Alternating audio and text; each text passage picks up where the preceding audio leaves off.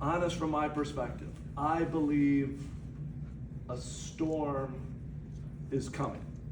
And it is going to be driven by a lot of different factors, and I'm going to get into those. It is technological change, it is political change, it is environmental change, social change, cultural change. But as a futurist, as a professional futurist, I quite frequently speak in terms of a cone of uncertainty. And here's what I mean. Maybe some of you have seen a graphic like this before a hurricane. Early on, when the hurricane is starting, we have a very good idea of where it's going to go in the next day. But as time goes out, as we're trying to forecast, it might hit Florida straight on, but it also might veer harmlessly out to sea, or it might go a completely different area and hit Cuba. And so I tell you that to say, as a futurist, there are some things I'm very certain of that are going to happen within the next year, 2 years. But as we begin to go out 5 and 10 years, we all need humility to say the future can happen, can go a lot of different ways. So let's just approach the future with humility. But I really like to use stories and metaphors to make my point. And how many of you remember just 2 months ago, late July, an earthquake hit in Russia? It was the 6th most powerful earthquake that we have measured since we've had modern, and they thought a tsunami was going to come. And this is a map that the government produced, and the tsunami was real. And I think technological change, our world's already shaking on a lot of different fronts, and these forces are coming, and they're going to hit some things straight on, and they're going to be maybe big in some areas and small in some other areas. Do you remember seeing some of the videos? People in Hawaii got the tsunami warnings, and they were running for the hills, which was the wise thing to do, because the tsunami might have been 10 feet, 20. It actually ended up, it was only a few inches, but to me, this is why we need humility, that the future is going to unfold in this similar way, that some areas are going to be hit, it's going to be bad, but in others, it's going to be low, and we just don't necessarily know. So, now let me just tell you this other thing. I told you about my faith. I think the world we live in, a lot of people want to know, well, where is this guy coming from politically? Where does he fall on the spectrum? And some of you who know me, I am a political independent. I'm not a Republican or a Democrat. In fact, I ran for office with the Independence Party 15 years ago. And I'm going to show you a clip. And some of you might have seen it at the time. I was on Almanac. I'm just going to show it to you. You are a bit of a futurist, I have to say. You and I talked about nanotechnology a while back.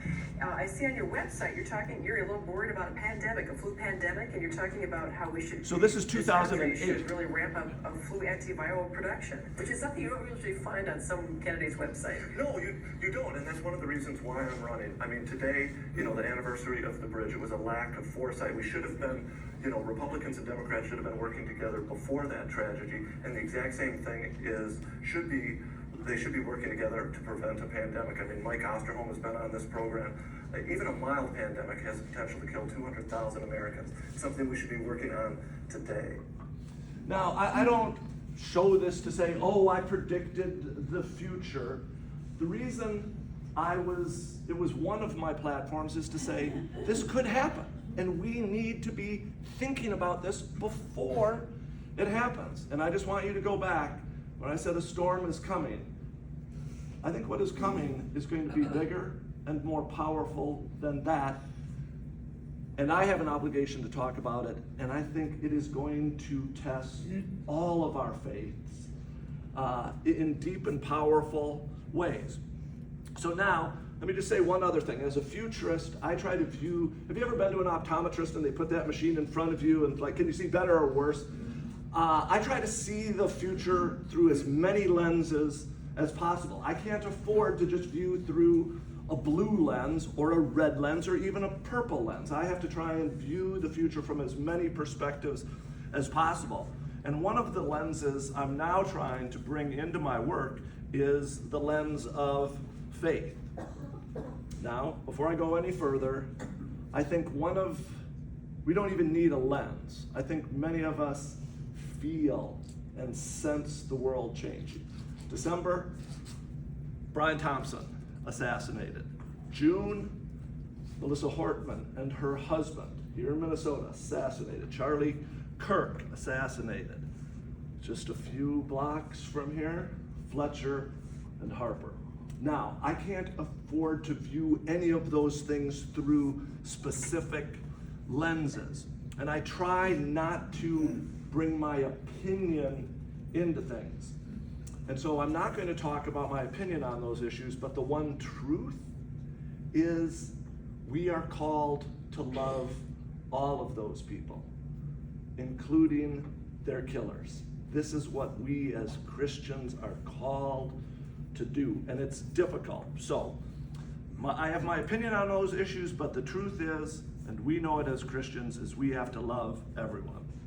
Now, let me begin talking about the future. Our world is changing. One of the most astounding things we all have to appreciate is in the next decade, we're going to see 100 years worth of change compressed into 10 years. And let me give you a metaphor for this. And you're like, oh, that's not true. This is a picture of New York City's Fifth Avenue in the year 1903. If you look closely, every vehicle on the road is a horse-drawn carriage. Except for one. It's one of the world's first internal combustion engines. It's there. But the photo I'm about to show you next is the exact same street just 10 years later in 1913. Boom, the transition is complete. So do not tell me the world can't change a lot in 10 years' time, because history reminds us that it can. But now what I'm about to suggest is we are going to see even more change in the next 10 years than we've seen in the last 100 years. And this is going to be deeply disorienting, but it is also going to call many people back to their faith. And let me just give you one example of the change that's coming. I'm just going to use transportation. Self-driving cars, now in 10 cities this year. The number of rides that are going up is growing exponentially. I'm just going to show you this little video from some kids in a self-driving car.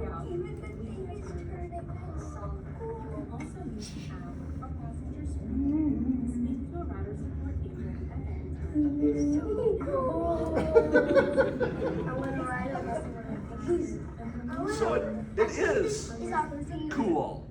But now, here in Minneapolis, we had the big debate over Uber about 18 months ago. But within the next 5 years, it is a real possibility that self-driving cars will be here in Minneapolis and can handle the snow. I don't want to say for certain I know that, but there's a good chance. 10,000 of our fellow citizens may be out of work within the next few years. What are we called to do as a community? What are we called to do as Christians? These are the issues the future is going to require all of us to begin confronting. Now, the next thing I love this quote, we have to expect the unexpected. The next quote I'm about to show you, from my perspective, is a factual statement. Today is the slowest rate of change you and I are ever going to see again. Tomorrow is just going to be a little bit faster. And I have always spoken about exponential growth. And many of these trends, artificial intelligence, robotics, 3D printing, are doubling in capacity roughly every year, doubling. And most people say, oh, I understand that. Most of us don't. If something doubles 10 times, and these trends are going to double 10 times in the next decade, that does not mean they're going to be 10 times as big. We go from 1 to 2 to 4 to 8 to 16 to 32 to 64, 128, 256, 512, 1,024. What I need you to understand, folks, is we're just down here at 64. Where we're headed is a decidedly different place. And what is this going to call us to do? It's going to call us to do a lot. I'm just going to show you a couple of other trends. We're now putting satellites into space at an astounding rate. We're landing rockets back down on Earth. We're going to go from a few thousand satellites in the sky to 30, 100,000 in the next few years. This is going to change the world in some powerful ways. Artificial intelligence, another trend. In intelligence, artificial intelligence that is generalized, intelligence is the basis for all scientific and technological progress. And so you get an explosion of scientific and technical capability. And that's why more money has gone into AI than any other technology. Advances in artificial intelligence are going to accelerate advances in healthcare and accelerate advances in energy. And this is why the future is changing as fast as it is. And it is deeply disorienting to a lot of people. But there are going to be even trends beyond artificial intelligence. If you're wondering what's after artificial intelligence, well, quantum computing. Let me just show you this little clip about quantum computing. IBM is working on the biggest leap in computing ever. In a small, nondescript office in the basement of their research lab in Yorktown, New York, they're building a quantum computer, a machine that can provide answers in minutes to problems that would take regular computers years to crack. Problems that used to take years to crack are going to be solved in months, and then weeks, and then days. A lot of people hear what I'm saying and say, oh, these trends are coming, but they're 20, 50, 100 years off in the future. And they were yesterday, but today the world is moving faster, and these trends are going to be upon us sooner than many people expect. Now, I just want everyone to just take a deep breath and understand one of the most common phrases in the Bible is, be not afraid. Apparently it says it 366 times, one for every day of the year, including leap year. Now I know all of the change that I am forecasting frightens a lot of people, but we are called as Christians not to be frightened. And now let me just say, I could, as a futurist, paint a very compelling and beautiful vision of the future. And let me just do this in a couple of ways. First, artificial intelligence has so many powerful positive aspects. 10 years and billions of dollars to design just one drug. We could maybe reduce that down from years to maybe months, or maybe even weeks, which sounds incredible today, but that's also what people used to think about protein structures. It would revolutionize human health, and I think one day maybe we can cure all disease with the help of AI. I don't think anyone could be opposed to curing diseases, and that is a real possibility in the future. We might also harness these advances in artificial intelligence to produce nuclear fusion in an unlimited, sustainable, ultimately affordable source of energy is a real possibility. We might have, those of us who grew up watching the Jetsons, we might have flying cars in the very near future. We may have 3D printed houses. We can address affordable housing. I think many people would say this is a good future. And I think that is a true statement. But one of the things I think we all need to do, and I need to do as a futurist, is to embrace paradox and ambiguity. I think we can all agree that that word says true, and it does, but viewed from a different perspective, suddenly it's false. I like that so much, going to show it to you one more time. True from one perspective, false from another. Now, of course, certain things in our world are true or false, black or white. The future is not one of those things. The future is very ambiguous, and we have to rest in this uncertainty. And this is a difficult thing to do, but I believe our faith will help us through all of this uncertainty. And one of the greatest paradoxes of the future is this: every solution creates a new problem. I don't think any of us could disagree that curing disease is a wonderful thing, and it is. But any of you who subscribe to the Wall Street Journal, just 3 days ago, there was an article talking about artificial intelligence and the fountain of youth. And it talks about extending human life 10 years within the next 10 years. It even talks about reversing aging. Now, I said every solution creates a problem. Solving all disease, that is wonderful. As we do that, though, Social Security breaks, Medicare breaks, our pension breaks, long-term health insurance breaks. We are going to have to rethink as a society our entire social network if those systems do collapse. I hope they don't, but if they do, this is something, and what does this mean for our community? When people in our own community had the social safety nets of Social Security and Medicare, but no longer do. I think we as community of faith, and all communities of faith, are going to be grappling with this issue a lot sooner than they expect. I talked about nuclear fusion, absolutely wonderful. I personally hope we get there. But this is going to be very destabilizing in terms of geopolitics. If suddenly Iran, Saudi Arabia, Russia, Venezuela, where they get all of their money, suddenly have no money because we've changed our energy source, that's going to create some chaos, and we have to be prepared for this. So there are good things coming, but even hidden within these good things are going to be some issues. So throughout all of this, I really view faith as the lighthouse. We're going to have these storms, but there is an eternal light out there, and we're going to be called to remember it, see it, and act upon it. But now let me tell you why I think the perfect storm is coming. I just like this visual because it's quite paradoxical to me.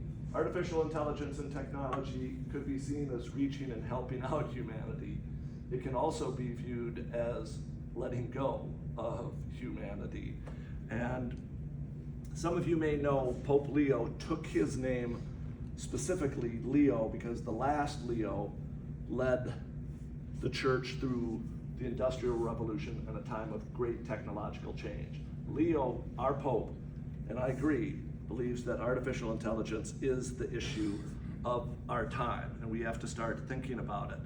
And there's a wonderful paper, it's not an encyclical, but it's a paper on artificial intelligence, and the Vatican has done really deep thinking on this. So if any of you are interested, I'll share it with you and anyone else who is interested. But the first thing that is happening because of artificial intelligence is the internet is breaking. And let me give you a couple of examples of this. Do you remember this was just a harmless video 3 years ago showing then Pope Francis in a puffer jacket. It wasn't real, he never wore that. But just last week, OpenAI, AI company, came out with a company called Sora 2. Using your voice, you can create virtually any video you want. This is relatively harmless. Those of you who have kids or grandkids know Pikachu, but someone said, put Pikachu in the opening scene of Saving Private Ryan. And so they did. And Private Pikachu, stay low! That's clear. So that's kind of cute, but there have been already hundreds of millions of videos in the last few days flooding the internet, and we're not going to be able to trust our eyes and our ears. Folks, this is the world we are living in right now. Any of you who use Yelp, for example, 60% of those reviews haven't even been written by real people. They are fake. So who do we trust? This issue of trust is going to be really important, but I think we can all agree trust is breaking down. But every civilization requires trust to survive. And now this is just a chart, but it's based on scientific research. The average age of a civilization is only 338 years. The American democracy is 250 years old. All of us throughout our entire life have lived it, benefited from it. But can we assume that it is going to continue endlessly on to the future? We cannot make that assumption. And I do not say that as an independent, a conservative, a liberal. Trust is breaking down on all fronts. So that's the bad news. What's the good news? Well, I think in a world where we can no longer trust our eyes and our ears, what are we going to be able to trust? This is what we're going to be able to trust. You know I'm here. I see you. I see all of you. You hear me. Many ways, I think the future is actually going to come back to small communities because it is the one thing we know for certain that we can still trust and rely on. And so I think the community of Christ the King and many other communities are going to become more important in the future because we know we can trust one another. But now let me just say this, and I'm just going to use this next slide as a metaphor. So I think communities are going to become more important. I just use this term as a metaphor, but I say what we might see is an explosion of the new Amish. I mean, I think most of us who know anything about the Amish understand 150, 200 years ago, they said, we don't like what technology is doing to our families and our communities. We're just going to say no. Not necessarily to every technology, but to most technologies. I think what is going to happen in the future is most of us who have grown up with certain technologies that we're comfortable with, we're going to continue to use those, but we might begin saying no to artificial intelligence. We may say no to the smartphone. We may say no to gene editing technology. Now, not everyone will say that. Some people will say, no, I want to use those, but I think we're going to see a trend of sort of new communities being formed on values, and these values are going to be maybe around technology, they'll be on some other things. How many of you are familiar with this book, The Benedict Option? Came out a few years ago, and it was written by, it's a really thoughtful book, and he just says, as Christians, what we need is, and he uses St. Benedict as an example, and when was it 1300 when Benedict was? 529. 529, thank you. And you know, I can trust that. I can trust that because I know you're here, and so I'm not even going to search the internet. I trust him. So 520, and I should know this. I went to St. John's Benedictine University, so, and we're already seeing some communities sort of try and rebuild that principle. And I don't want to say it's just going to be Benedictine, just as though centuries ago there were the Benedictines, there were the Franciscans, there were the Dominicans, there are the Jesuits, there are 1,000 different flavors. And I think that's what we're going to see. Communities of faith are going to begin finding their kindred spirits. And I think these communities are going to be based on different values. I think there are going to be more conservative Christian communities, moderate, liberal, some based on other things, but I think we're going to see an explosion of faith-based communities. And I don't put my particular flavor on that, I just think this is what we're going to see. But here is the hope in all of this. As Christians, we know this passage, just as there are many parts to a body, there are going to be many parts of Christ, and they're going to have a lot of different flavors. Tim, you and I have talked about different visions for Christ the King.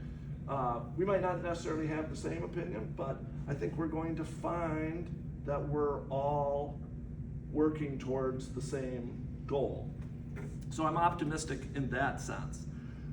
And what I'm really looking forward to is, what does this mean for Christ the King? What do we want the body part of our particular community to look like? And we'll fit in with many other Christian brands, but I'm really looking forward to this conversation that we're going to have, and then what it means for all of us. But now let me just say this storm isn't over, and why are we going to see other things? Let me show you this clip. Some of you may have seen it on 60 Minutes. Storm is coming. Here's one possibility. Automated stores, automated restaurants, and altogether in 15 years, that's going to displace about 40% of jobs in the world. 40%? I mean, I talked about the Uber drivers earlier, but what happens when doctors, lawyers, accountants, truck drivers, Uber drivers begin losing their job en masse? Again, I don't want to say I know for certain this has happened, but he's an artificial intelligence expert. He knows a lot more than I do about what might be coming, and he's saying this is a possibility. Again, this is why I think faith is going to be so important. I'm not sure our government structure can help all 40% who are unemployed. but what are we as Christians called to do in the next few years? The storm is coming.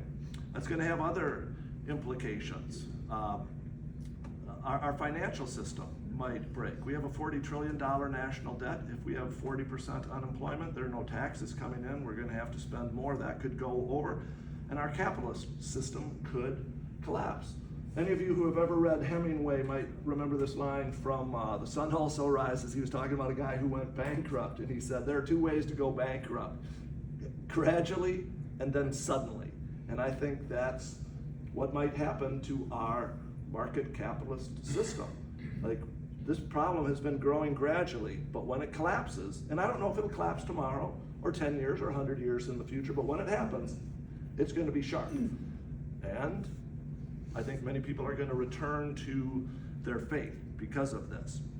Another way we are already being tested, I showed you about all the AI slop. Any of you who have kids or grandkids, how many of you have heard of character AI? Any of you? These are synthetic friends. Young children are communicating with entities that aren't even human. And some people are saying, oh, this is great. These things can teach them English and math and other things, and I suspect that's real. But a 4-year-old child, does he or she really have the ability to discern that that isn't a real person on the other side of that?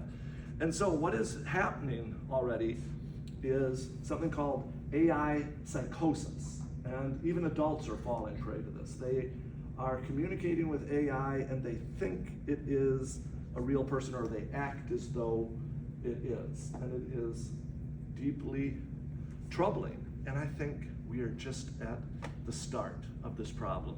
And here's how I want you to think about it.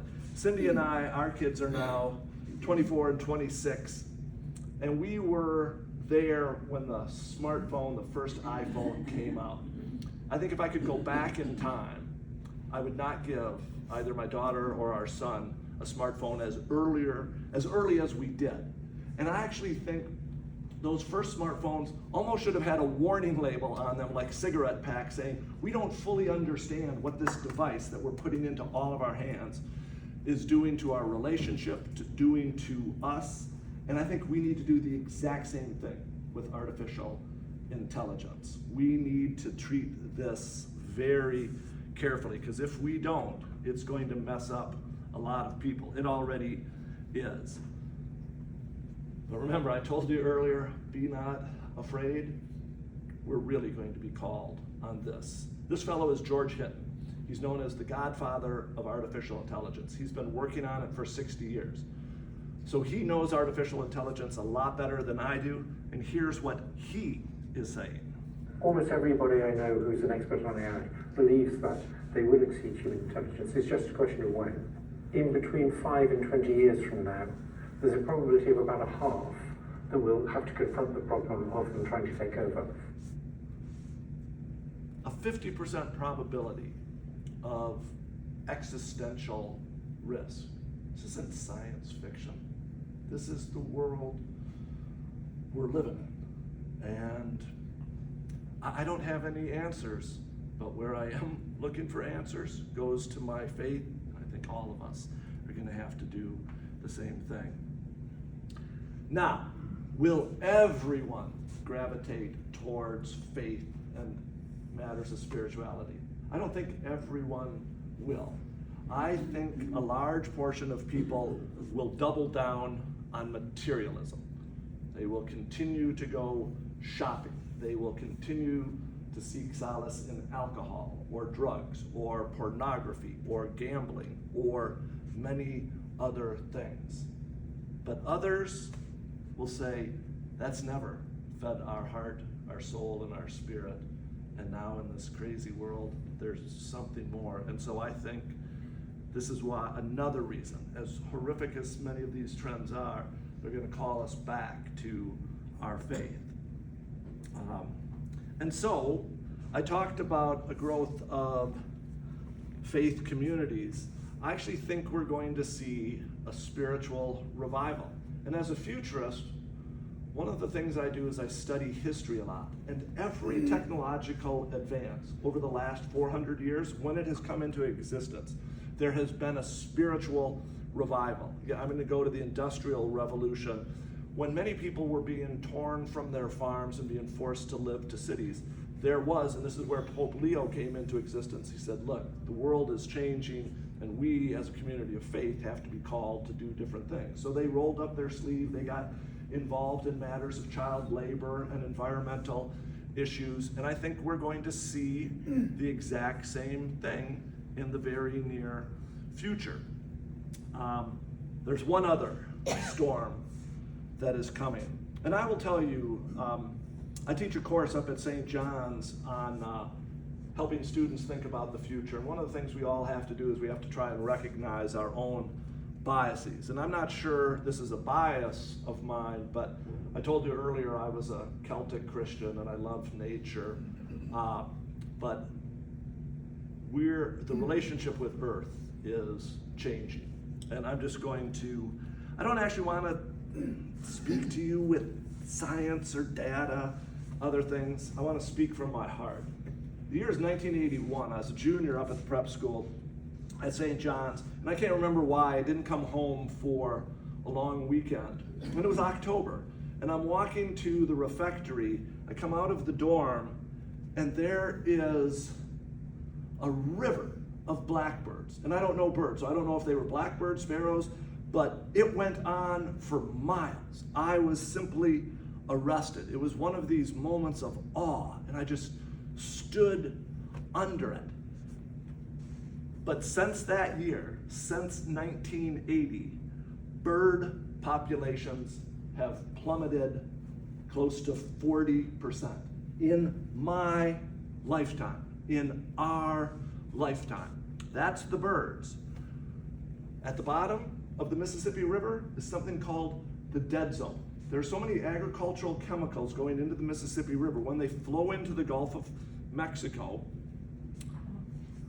there is a depletion of oxygen. Fish can't live in that area. And since 1980, fish populations down 40 to 50%. How many of you remember growing up, going to a cabin up north in the 60s, 70s, or 80s? Remember how many insects were on your license plate?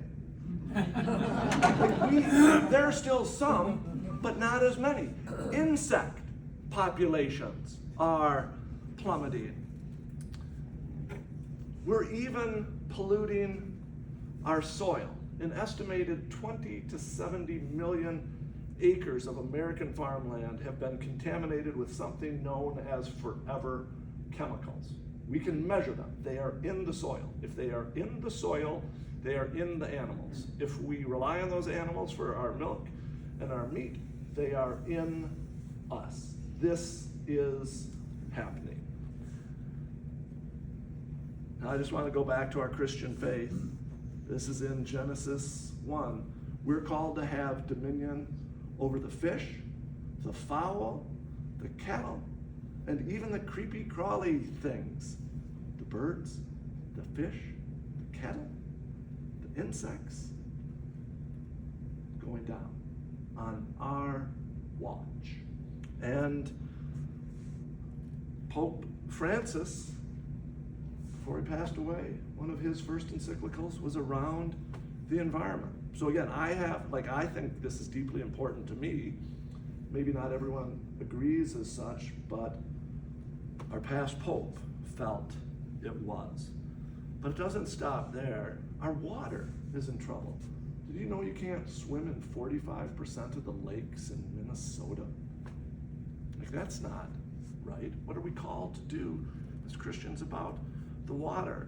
Earlier this summer, Cindy gave me a call at 6 o'clock in the morning. She's like, Jack, you gotta wake up. The sunrise is absolutely beautiful. I listened to her advice. It was absolutely stunning, but it was orange because of what? The wildfires. The wildfires. 5 of the last 7 summers, we have had that smoke in our air. Minneapolis, remember in July, had the second worst air in the world. Like, to me, again, this isn't science. You and I see it with our eyes. We smell it with our nose. Sometimes we even taste the ash on our tongue. What are we as Christians called to do? I believe that this issue of environmental issues is going to become more important. Last 10 hottest years on record have been the last 10 years. Antarctica, Greenland, collapsing. And this is something known as the Atlantic Meridional Circulating Zone or something. But as Antarctica melts, fresh water is going in. And this device, this current circulates cold water from Antarctica, brings it up to the Atlantic, and then brings warm water down. And it is, all weather is dependent upon that. So the world is warming up, but one of the consequences might be that Europe could experience a winter, and where things just don't grow for years. And so again, I told you we have to embrace paradox. How is it that the world is warming up, but some areas of the world are going to get really cold? It's because you don't understand how weather works. And I don't know when this tipping point is coming, and other scientists don't. Again, it may not be for another 100 years. Might be 50, 25, might be tomorrow. We don't know. But what are we called to do? How do we live in better harmony with nature? This is just one last example. This glacier is called the Oak, and Cindy and I went to Iceland a couple of years ago, and we were driving around the country. I'm like, oh, Cindy, we've got to go see this plaque. So Oak, this glacier, in 1986, so 40 years ago, this is the size of Lake Minnetonka. So 40 years ago, this is what it is. This is what it was 6 years ago. Today it's gone. And they've put a beautiful plaque. And if you can't read that, essentially it says, we know what is happening to Earth. We're putting here this plaque to say only our descendants in 200 years will know if we actually did what we were supposed to do. And I don't want to say everyone is going to be called to this, but I think we're going to see a lot more faith communities get serious about this issue. Now let me just begin wrapping up. I have what I call a secular question and a sacred question. My secular question comes from Jonas Salk, and he said the most important question we can ask ourselves is, are we being good ancestors? And I don't think we are, but here's how many people are living on the planet today. If we do our job right for the future, there are going to be over 6 trillion of our future descendants if we take care of Earth. We act today as though these people who are yet unborn will never exist. We have to begin thinking about them, but we're not. One last issue, environmental horror to me. How many of you have read about microplastics? We have produced so many plastics, they break down. We can now measure microplastics in our brain, but they're not just in our brain, they are in the brains of those children who have not yet even come out of the womb. What are we called to do about this issue? So I approach it from a secular perspective, but I also view this issue from a spiritual perspective. As you all know, the greatest commandment is to love God with our whole heart, our whole soul, our whole mind, and our whole body. To love everything of God's creation. There's that other passage in Genesis that says we have a covenant between God and ourselves to protect Earth. And I don't think we're doing a very good job of it. And I think we're going to see, again, many communities of faith come and address that issue. So now let me just wrap up by saying, again, I know kind of a bummer of a presentation, but let us be not afraid. I asked you to press down on your heart. Many of you might know the Latin root of the word courage the word kur, which means heart. We're going to be called to be courageous in the future. But now, let me just go back to AI, and this is just a quote from the CEO of Alphabet. We used to know it as Google, and he's like, AI is going to be bigger than electricity and fire and all these other things. And that might be right, but I much prefer this fellow. His name is Pierre Teilhard de Chardin. He's no longer alive, but he was a Jesuit scientist. But he has this beautiful saying, and it's this. He said, after we have harvested the winds and the waves and the tides of gravity for mankind, we will harness again the energies of love for God, and for the second time, mankind will have created fire. I just love that. Like, we have to get back to love. And 1 John 4:8 says, God is love. Whoever remains in love remains in God, and God remains in him or her. It is about love. And we can never forget that. One last thing as a futurist, if you actually want to know what's going to survive in the future, look back to what has survived thousands of years. I hope democracy survives. But the one thing I'm quite confident will survive is our faith. It might not necessarily be physical structures, but our faith will survive. I use this as my final metaphor. I was in the Navy, and this is a sextant, and I almost flunked out. And the reason I flunked out, or almost flunked out, is I had a hard time using this device. It's a sextant. And you use it to shoot the stars and discern exactly where you are. Well, a couple of years after I got out of the Navy got rid of that course because they said, we now have satellites, we don't need that device anymore. But do you know what the Navy just reinstituted a couple of years ago? The sextant, because they said in the next war, satellites are going to be knocked out, we're going to have an entire generation of sailors who are lost. I believe we are going to see a reemergence of what I call spiritual sextants, things that have worked for centuries that we have lost. We've thought we've been able to find meaning in other things and certain things. We're going to go back to some ancient practices. And so I think the future could be absolutely beautiful. And over the next couple of weeks and months, I'm really looking forward to just having a conversation, being part of the conversation with Christ the King as to what we want our community to look like. But if we base it in love and come from the heart, we are going to be okay. So thank you very much. And I know some people want to get to the 11 o'clock Mass, so again, but if people want to stay and have a conversation, I'm happy to do that. But thank you for listening.